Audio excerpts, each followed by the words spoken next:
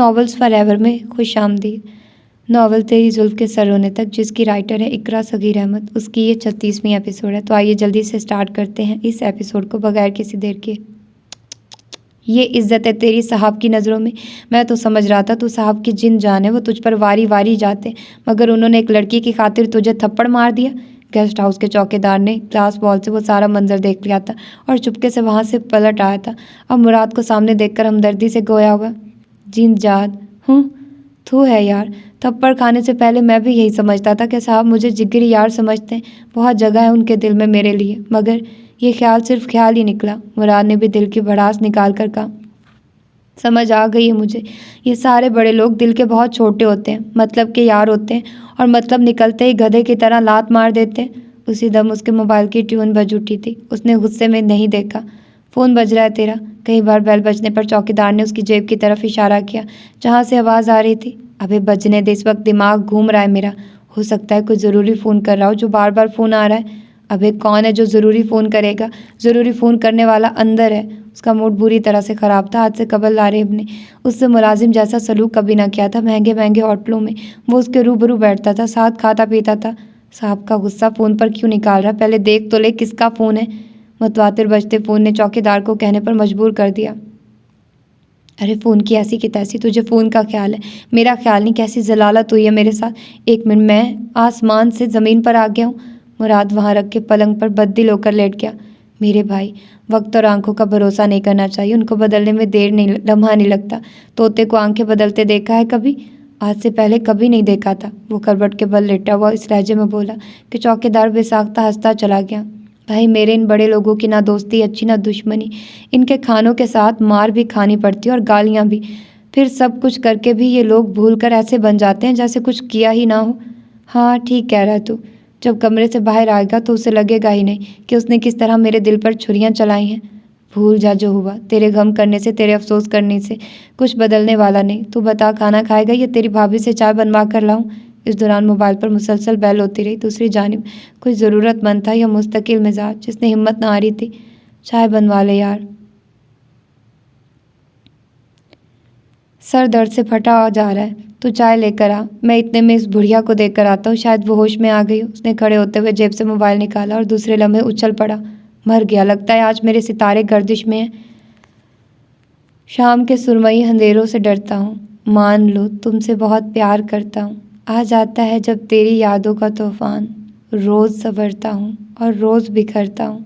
चौखट शाम पर उसकी यादों के दीप जलाकर प्यासी नज़रों से तेरा इंतज़ार करता हूँ। यूँ दो मुझको जुदाई के सदमे, सहने की हिम्मत नहीं, अब बिखरता हूँ।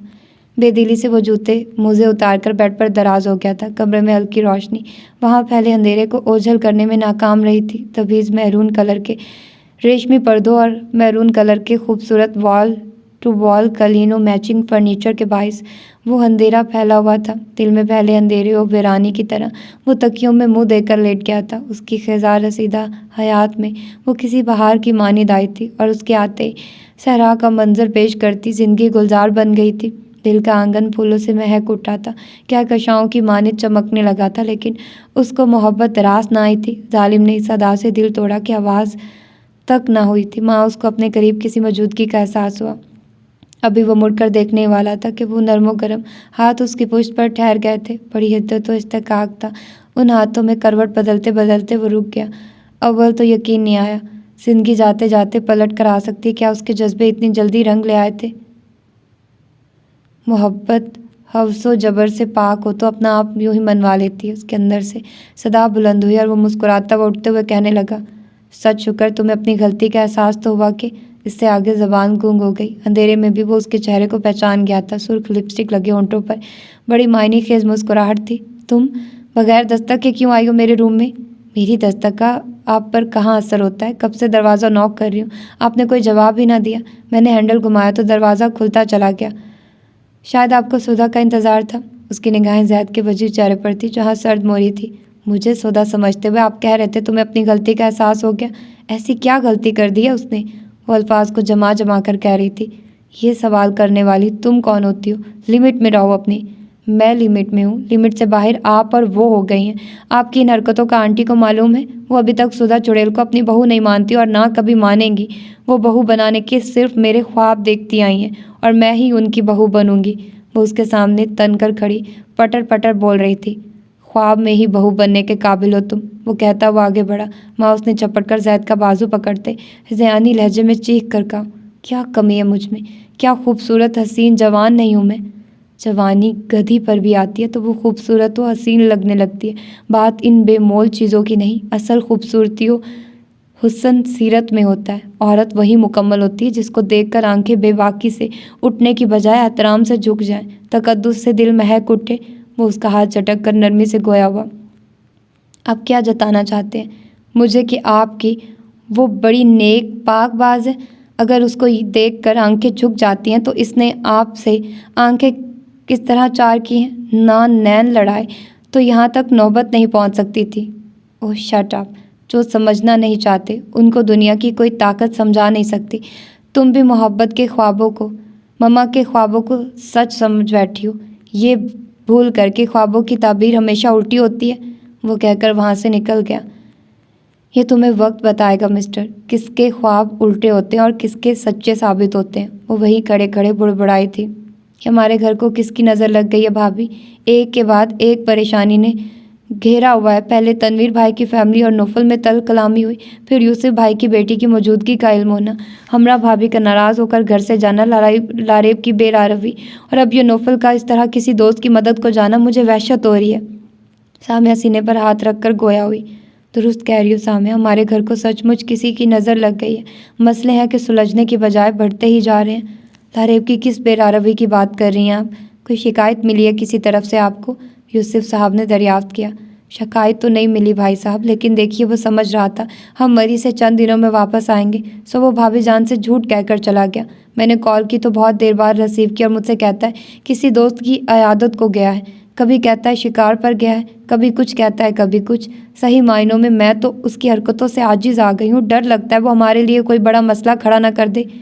यही हाल और अंजाम होता है तुम जैसी माओं का, जो बेटों की बदचलनियों बेरारवी पर पहले पर्दे डालती हैं फिर रोती हैं। अजहान भरे बादलों की मानित गरजे।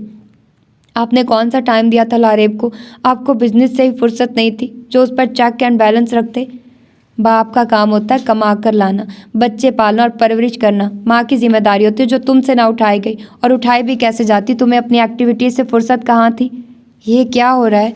यूसुफ साहब को मदाखलत करनी पड़ी। देख लें भाई साहब, ये औरत इसी तरह ज़बान दराजी करती, अपनी गलती को गलती मानती ही नहीं। उनका लहजा सख्त बरहम हुआ। आप खुद बताइए भाभी, ये मेरी गलती है? ये आपस में उलझने का टाइम नहीं। एक दूसरे को बुरा भला कहने से कभी भी गलतियाँ सुधरती नहीं। बेहतर यही है कि सब भूल जाओ। सरका की बात दुरुस्त है, इन फजूलियात में मत पड़े। गुजरे हुए कल का मातम करने की बजाय हाल और मुस्तकबिल का सोचिए। यूसुफ साहब और जरका बेगम का दिलो दिमाग नौफल में उलझा हुआ था। ऐसे में उनकी ये चपकलिश गिरा गुजर रही थी जिसका अंदाज़ा उनको भी हो गया था।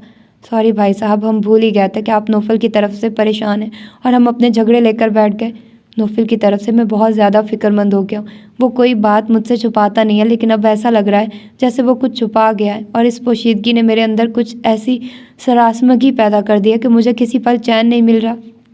यूसुफ साहब मुतफक्किर थे। आप बाबा जान से रब्ता करके दुआ के लिए कहिए। बुज़ुर्गों की दुआ हर बला मुश्किल को टाल देती है। जरका बेगम ने उम्मीद की किरण दिखाई थी। मुराद जहाँ आरा को ले जा चुका था, कमरे में उन दोनों के अलावा अब कोई न था। लारेब खासी देर तक उसके चेहरे को तकता रहा। उसका हसीन चेहरा दिलकश, नकुश और मदहोशी उसके जज्बात को खूब भड़का रहे थे। नज़रों को उसके दीदार से खूब सैर करने के बाद वो उस ख्याल से आगे बढ़ा कि इंचरा को उठाकर बेड पर लिटा दे। फिर ये सोच कर रुक गया कहीं वो होश में आने के बाद हंगामा न बरपा कर दे। वो बेहद तेज़ो तरार लड़की थी जिसको काबू करना कोई आसान काम न था। लारेब उससे खाइफ भी था और सोचो बचार के बाद उसने ये हल निकाला कि उसके हाथ बांधने के बाद उसके लबों को टेप लगा दे। इसी दौरान में वो पलटा और बेध्यानी में मेज़ से टकरा गया। मेज़ पर रखा कांच का बाउल गिरकर टूटा और कांच के टुकड़ों से बचकर चलने के बावजूद एक टुकड़ा उसकी एड़ी में गहराई तक चुभ गया था। उफ, दर्द की लहर जिस्मो जान में उठी। खून तेज़ी से बहने लगा था। कोई और मौका होता तो वो चीख चीख कर आसमान सर पर उठा लेता, मुलाजमों की जान पर बन आती, पर उस वक्त ऐसा कुछ नहीं किया। जानता था उसने खुद मुलाजमों को यहाँ से दूर जाने को कह रखा और उसके हुक्म मिलने से कबल यहाँ कोई आने वाला ना था। सो अपनी मदद आप के तहत उलंगड़ाता हुआ बामुश्किल अटैच्ड बाथ की तरफ बढ़ा, जहाँ फर्स्ट एड का सामान अलमारी में रखा था। बड़ी दिक्कत के साथ कराहते हुए कांच निकालकर खुद उसने ड्रेसिंग की। इस मामूली सी तकलीफ ने उस नाजुक मिजाज शख्स को दिन में तारे दिखा दिए थे। बाथरूम से निकलने के बाद पेन किलर खाकर आहिस्तगी से सोफे पर दराज होकर दर्द के रफ़ा होने जाने का इंतज़ार करने लगा।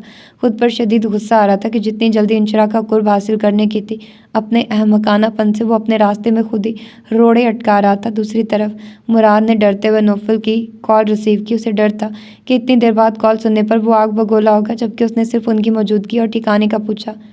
वही हुआ जिसका खदशा था। ऐसा नहीं होना चाहिए था। मुराद का चेहरा खौफ और दहशत से जर्द हुआ। मोबाइल उसके बेदम होते हाथों से निकल गया था। अगर चौकीदार लपक कर ना पकड़ता तो वो गिरकर ज़मीन पर ढेर हो जाता। क्यों डर रहा है तो इतना? ये उनका मामला है, तेरा क्या लेना देना?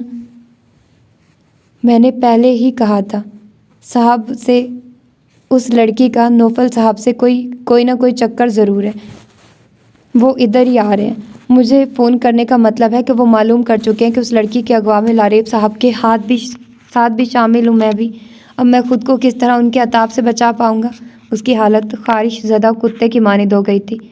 नौफल साहब को ये सब किस तरह मालूम हुआ? क्या तुमने कोई सुराग छोड़ा था? चौकीदार भी हालात की संगीनी जानकर खासा खौफजदा हो गया था कि नौफल के मिजाज से वो भी वाकिफ़ था। कई मरतबा वो यहाँ लारेब की अयाशियों पर सख्त बरहम होकर गया था और उनको भी सख्त सुस्त कह कर गया था कि इस बेहूदगी में उसका साथ हरगिज़ न दिया करें, और रंगे हाथों उनकी गिरफ्तारी होने वाली थी। ये ख्याल उसे भी वहशत ज़दा कर गया था।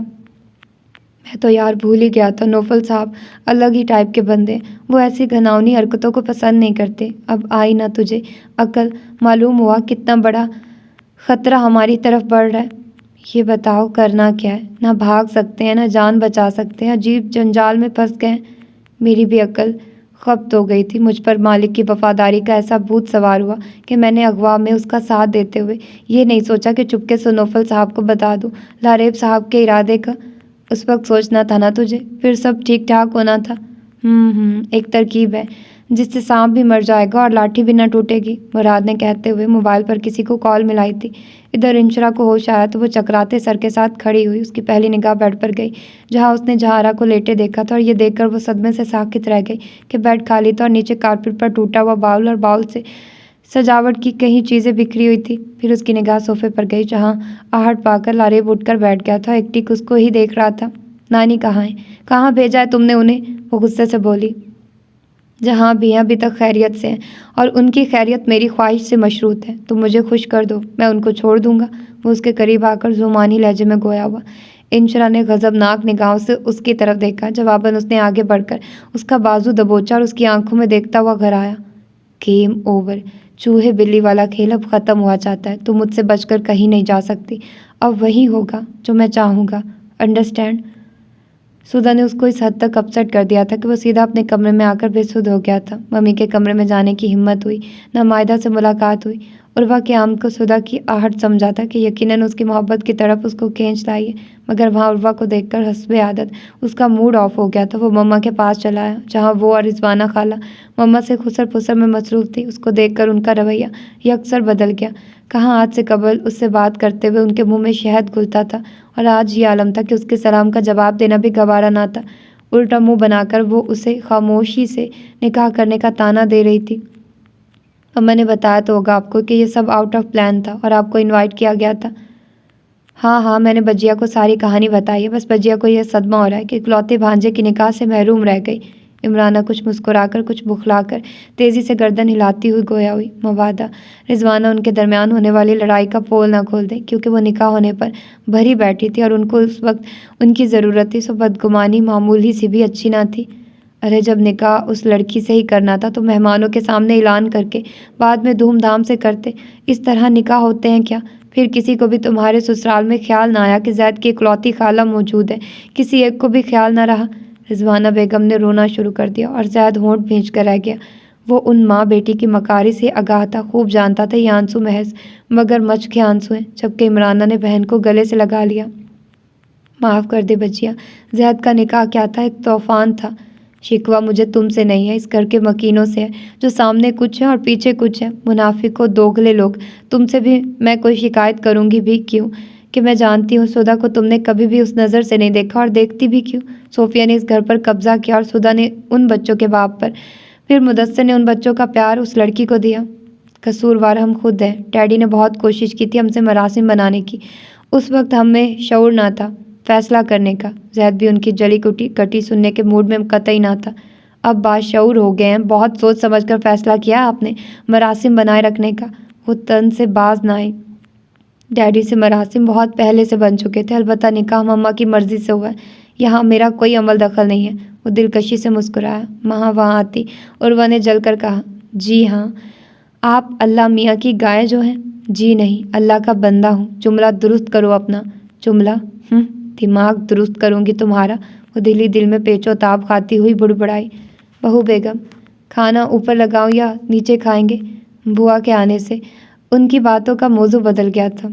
ऊपर ही डाइनिंग रूम में लगाओ, नीचे कोई नहीं आ रहा। और सुधा कहाँ है? उसे मालूम नहीं है बजिया के आने का। जाकर भेजो उसको, सलाम करे, वो यहाँ आकर हद होती है बदतमीजी की। सुधा बेटी के सर में शदीद दर्द हो रहा है, वो दर्द की गोली खाकर सोई हैं।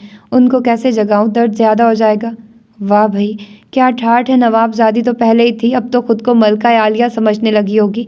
और तुम तो वैसे भी उसकी साइड लेने की आदी हो। अगर वो जाग भी रही होंगी तो यही झूठ बोलोगी कि वो सो रही हैं। नहीं नहीं बहू बेगम, मैं बिल्कुल सच कह रही हूँ, आप जाकर देख लें। बस बस, मैं सब समझती हूँ, तुम्हारी सारी चलत्तरबाजियाँ, हर वक्त उस लड़की की जी हजूरी में लगी रहती हो। इमराना बुआ को बख्शने वाली ना थी। बुआ आप खाना ऊपर ही लगा दे, टाइम हो गया खाने का। ज़ैद ने बुआ के चेहरे पर चाय बेचारगी और बेबसी महसूस करके उनकी गुलो खलासी करवाई, और वो तेज़ी से वहाँ से गर्दन हिलाती हुई चली गई थी। मम्मा प्लीज़, बुआ की उम्र का लिहाज किया करें, वो बुज़ुर्ग होकर भी काम करती हैं। बुज़ुर्ग समझ कर ही लिहाज करती हूँ जो वो इस घर में दिखाई दे रही हैं, वगरना चंद एक कामों के अलावा आराम ही करती हैं। मेरे ख्याल में उनको किसी काम को हाथ लगाना ही नहीं चाहिए कि ये उम्र आराम करने की है। मैं कुछ और बंदोबस्त करता हूँ। किस कदर रहम दिल हो तुम, सब पर तरस खाते हो सिवाय मुझ बदनसीब के। उर्वा, मायदा और इफ़रा को भी बुलाइए ताकि खाना सब साथ खाएं। इमराना ने उठते हुए उर्वा से कहा, मम्मा मैं खाना नहीं खाऊंगा, मेरा इंतज़ार मत कीजिएगा। वो कहकर चला गया। बाली को किसी पल करार ना आ रहा था। नौफिल को कॉल करके सारी सूरत हाल बताने के बाद वो किसी भटकी हुई रूह की मानी इधर से उधर चकराती फिर रही थी। हर गुजरता लम्हा उसकी बदहवासी और परेशानी में इजाफा कर रहा था। लारेब की गलीज नीयत, ख़राब फितरत से वो बाखूबी आगाह थी। वो एक अरसे से इंशरा को हासिल करने की जुस्तजू में लगा हुआ था, और उसकी आरजू पूरी हुई भी तो कितनी आसानी के साथ कि वो खुद रजामंदी से उसके साथ रवाना हुई थी। ना मालूम उसने ऐसा क्या कहा था जो वो किसी भी बात की परवाह किए बिना चली गई थी। फ़ोन भी उसका ऑफ था। अभी वो उन्हीं सोचों में गुम टहल रही थी कि अमेरिका से रोशन की कॉल आ गई, और ये कॉल उसके लिए बड़ा सहारा बनी थी। वो उसको सब बताती गई। क्या कह रही हो, दिमाग दुरुस्त है तुम्हारा? कुछ तवक्कुफ के बाद वो घबरा कर बोली, ये कैसे हो सकता है, वहाँ हो क्या रहा है? पहले अम्मा गुम हो गई, फिर इंची किसी गलत लड़के की बातों में आकर चली गई, और अब उसका फ़ोन बंद जा रहा है। उफ मेरे अल्लाह, उसकी आवाज़ भरा गई। मुझे खुद समझ नहीं आ रही वो किस तरह उसके साथ चली गई। सख्त नफरत करती थी वो लारेब से, उसकी मौजूदगी में वो रूम से भी नहीं निकलती थी। नफरत करती थी। वो क्या घर में आता था? जी हाँ, वो घर आता था। मासी ने इंचरा का झांसा देकर उसे बहुत माल बटोरा है, और कई बार इंची को उसके साथ जाने की तरगीब भी देती रहती थी। मगर इंची का मिजाज तो आपको मालूम ही है, वो ऐसी किसी सरगर्मी का कभी हिस्सा न रही थी। सो उसके और मासी के दरमियान इस मामले पर अमूमन गर्मा गर्मी चलती रहती थी। चुप क्यों हो गई, आगे बोलो। उसकी खामोशी पे वो मुस्तरबाना अंदाज में बोली। मालो दौलत लुटाकर उस पर एक वक्त ऐसा आया कि वो बिल्कुल ही कंगाल हो गया, तो हस्ब आदत मासी ने उसको लात मारकर घर से निकाल दिया था, और एक पार्टी में सब लोगों के दरमियान उसकी इंसल्ट भी की थी। या अल्लाह, इतना कुछ होता रहा और तुमने मुझे भिनक भी ना पड़ने दी। आपको बताकर मुझे मासी से शामत थोड़ी बुलवानी थी, लेकिन मैंने हर मुमकिन कोशिश करके इंची को उस भेड़िए से महफूज ही रखा था, जो आज अपनी चाल चल गया। अल्लाह इंची को उसकी हैवानियत से अपनी अमान में रखे। जो कुछ भी हुआ है मेरे यकीन को मुतज़लज़िल कर चुका है। अम्मा पर मुझे खुद से बढ़कर एतमाद था। मैं समझती थी मेरे साथ जो कुछ भी हुआ वो सब अम्मा को खौफज़दा करने के लिए काफ़ी था, मगर वो बुरी तरह हिचकियों से रो पड़ी, और बाली भी रोने लगी थी। मगर अम्मा मुकम्मल एक बाजारी औरत साबित हुई। मुझे इल्म ना था वो मेरी बेटी का सौदा करने से बाज ना आएंगी, वो उसकी भी बोली लगा देंगी। सुनो बाली, अम्मा कहीं गुम नहीं हुई है। उनको यकीनन उस बदबख्त लड़के ने ही अगवा किया है, ये उसकी ही कारस्तानी है। तारिब ने ही मासी को अगवा किया। पर कैसे? वो मुतहिर होकर बोली। ये मैं नहीं जानती उसने क्या चाल चली है, लेकिन किडनैपर वही है। आप ये इतने यकीन से क्यों कर कह सकती हैं रोशन? उसके यकीन भरे लहजे पर बाली शशदर होकर गोया हुई। ये सीधी सी बात तुम्हारे दिमाग में क्यों नहीं आ रही? खुद सोचो, उस लड़के को किसने बताया कि अम्मा अगवा हो चुकी हैं? हाँ, आप ठीक कह रही हैं। रियली ये बात मेरे जहन में बिल्कुल भी नहीं आई कि उसको खबर किसने दी मासी के अगवा की, जबकि हम भी उन्हें ढूंढ फिर रहे थे। और एक अहम बात बताऊं आपको, वो झिझक कर बोलते बोलते रुकी। ये कोई इजाज़त लेने का टाइम है? कल रात जब हम मासी को ढूंढते हुए रोड तक गए तो हमें यूसुफ साहब मिले थे। वाली ने गोया धमाका किया। यूसुफ? दूसरी तरफ आवाज़ लर्ज कर रह गई। जी यूसुफ साहब, वो बहुत खुश इखलाकी से हमसे पेश आए थे। उसको क्या मालूम इंची उसी की बेटी है। वो तो अपनी दांस्त में मामला ही तमाम कर चुका था। उसको क्या मालूम मेरी कोख में उसका क्या गुनाह पल रहा था। वो बहुत खबीसो बेहमियत मर्द है। तुम्हें और इंची को उसके सामने नहीं आना चाहिए था। कहीं उसने ही इंची को किडनैप न करवाया। वो रिश्तों के एहतराम से आरी अयाश मर्द है। माजी किसी फिल्म की तरह उसकी निगाहों में चलने लगा तो वो चीख उठी। ऐसा कुछ नहीं है रोशन, वो सारे किस्से माजी का हिस्सा बन गए। और कल जो शख्स हमें मिला था वो बहुत आला इखलाक, मुशफ़िक़ व नफीस मिजाज था। वो ऐसा ही है, शराफत के लबादे में पोशीदा शैतान। रोशन के दिल को एक नई आग ने घेर लिया था। वक्त के सागिर में सूरज को गुम होते देखा है, बड़े बड़े बुर्ज उलटते देखे हैं। फिर किस तरह मुमकिन है कि वक्त ने उस शख्स को ना बदला? हदायत की कोई किरण उनके अंदर भी उजाला कर गई होगी। तुम बहुत ज़्यादा इंस्पायर्ड लग रही हो। वो इसी तरह लोगों को अपना दीवाना बनाने का हुनर जानता है। लोग इसी तरह उसको हिप्नोटाइज़म का शिकार होते हैं, फिर उसकी असलियत तो बाद में खुलती है। खैर, ये बात की बहस है। अभी तुम फ़ौरन जाकर थाने में रिपोर्ट दर्ज करवाओ। कोई डरने की ज़रूरत नहीं है। उर्वा से जान छुड़ाने के लिए वो दांस्ता घर से निकल आया था। इज़्ज़त एहसास होना भी इंसान को किसी पल खुश नहीं रहने देता। लोग बड़ी बड़ी बातें करके ये भी नहीं सोचते कि किसी के दिल का क्या हाल हुआ है। और हसासियत से लबरेज दिल के लिए बेहिस्सो संगदिल लोगों की बातें तेज़ धार आले का काम करती हैं, जहाँ एक पल जीना और एक पल मरने की अजियत जारी रहती है। पहले ही उसके दिल को सुधा की बेगानगी और बेरुखी ने घायल किया हुआ था। फिर माँ और खाला का सर्द रवैया और बूढ़ी उम्र रसीदा मुलाजमा की खुली बेइज्जती उसके दिल को घायल कर गई थी। बुआ को बचपन से उसने अपने घर में देखा था और माँ सिवाय इमराना के सभी उनको घर का फ़र्ज समझते थे। सुधा अमूमन उनके साथ होती थी। कहीं काम झटपट करने के बाद वो उनके काम भी निपटा दिया करती थी। उसको उनकी बुजुर्गी का बहुत लिहाज था और बुआ भी सुधा के संग किसी हमजोली की मानिद रहा करती थी। दिलो जान से उसको चाहती थी। उसकी सुधा से ये चाहत इमराना को एक आंख न भाती थी और वो उनको बेइज्जत करने का कोई मौका ज़ाया नहीं करती थी। बिल्कुल उसी तरह जिस तरह भी कुछ देर कबल बुआ को सुधा के हवाले से जलील कर रही थी और वो ना चाहते हुए भी उनसे बदजन हो चुका था। लेकिन दिल की उस कैफियत को सिर्फ दिल तक ही महदूद रख सकता था। उनके सामने इजहार की ज़रूरत न थी।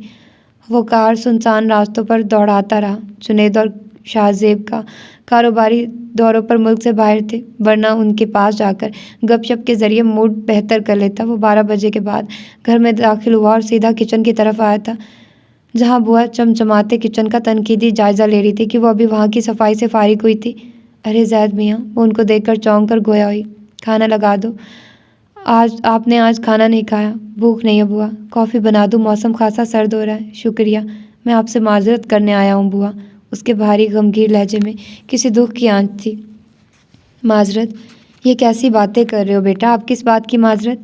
बुआ जो उसके लिए दिए संजीदा मिजाज की बाइस खौफजदा रहती थी, उस वक्त उसको पशेमान और टूटा बिखरा देखकर शफकत से बोली, मम्मी ने जो आपसे बदतमीज़ी की है, मैं उसकी माफ़ी मांग रहा हूँ। अरे माफ़ी की क्या बात है बेटा? बहू बेगम के मिजाज से मैं अच्छी तरह वाकिफ़ हूँ। उनकी बातों का मैं बुरा नहीं मानती। वो मालकिन है। उनके लहजे में इनकसारी व आजिज़ी रची बसी थी। मम्मी को आपसे इस तरह बात नहीं करनी चाहिए थी। आप हमारी बुजुर्ग हैं। डैडी, ताया जान, ताई और पुप्पो सबको आपकी इज़्ज़त करते देखा है। इज़्ज़त तो बहू बेगम भी करती हैं, बस बेटा उनका मिजाज ही ऐसा है और उनका कसूर भी नहीं है। दवाइयों के इस्तेमाल ने उनके दिमाग में गर्मी पैदा कर दी है। बुआ की अज़मत का वो दिल से कायल हो गया था। किस खलूस से वो उस औरत की हमायत कर रही थी जिसने चंद घंटों कबल ही उनकी इज़्ज़त 2 कौड़ी की कर दी थी। ये आपका बड़ापन है बुआ, जो आप इस तरह सोचती हैं। मैं अपने मालकों की नमक ख्वार हूँ। इस घर में मुझे पनाह मिली, अपनों का अपनापन मिला है, वगरना मुझ लावारिस व बेसहारा को का कोई ठिकाना ना था। खाना लगा दूं? ऑफिस से आने के बाद कुछ नहीं खाया आपने? वो बात बदलती हुई फिर इसरार करने लगी। खाना नहीं, कॉफ़ी बना दे, कुछ खाने को कतई दिल नहीं कर रहा। अजीब बात है ना, आप कुछ खा रहे ना इधर सुधा बेटी कुछ खाने को राजी है, वो भी यही कहती हैं कि खाने को कतई दिल नहीं चाह रहा। क्या सुधा के सर में दर्द ज़्यादा है? वो दिल के हाथों पे बस था। आपको मालूम है जब उनके सर में दर्द होता है फिर जल्दी आराम कहाँ आता है, ख्वाह कितनी दवा खा ले। उसने डॉक्टर से दवा ली है या खुद ही कोई मेडिसिन खाई है? सुधा के सर का दर्द उसको अपने दिल में महसूस होने लगा था। डॉक्टर के पास जाने की सदा की चोर है। अपने पास से कोई सर दर्द की गोली खाई है, मैंने मना भी किया था मगर वो कभी कभी मनमानी कर जाती है। कॉफ़ी रहने दे बुआ, आप मेरे साथ उसके रूम में चले, मैं उसे अभी डॉक्टर के पास ले जाता हूँ। इस दर्द की नोयत न जाने क्या है। वो सख्त मुस्तरब व मुतफक्किर हुआ और बुआ के अंदेशों में घिरे दिल को ये देखकर इत्मीनान हुआ कि सुधा की फजूल कोई बेवकूफ़ी के बावजूद जैद मियाँ का दिल ख़राब ना हुआ था। वो बख्ती गुस्से में खफगी का इजहार सुधा से कर गया था मगर ये तड़प बता रही थी सुधा उसके लिए बेहद अहम और ज़रूरी है। और इसी मौके से फ़ायदा उठाते हुए बुआ ने भी उससे इमराना और अरवा की सुधा को सुनाई जाने वाली बातें बताने का फ़ैसला कर लिया था। बुआ, क्या सोच रही हैं आप? वो उन्हें सोचों में गुम देख कर बोला। मुझे आपसे चंद ज़रूरी बातें करनी है जैद मियाँ। शायद कोई और मौका होता तो मैं कभी भी ऐसी बातें मुंह पर ना लाती, मगर यहाँ मामला आपकी और सुधा बेटी की ज़िंदगी से दर हकीकत आपके निकाह से जुड़ा है। बुआ एक एक करके सारी बात उसके गोश गुजार करती गई। एक एक करके यूसुफ साहब ने बाबा साहब के तमाम कॉन्टैक्ट नंबर्स डायल किए, मगर हैरत की बात थी कि हर नंबर पर बेल जा रही थी मगर किसी ने फ़ोन नहीं उठाया था।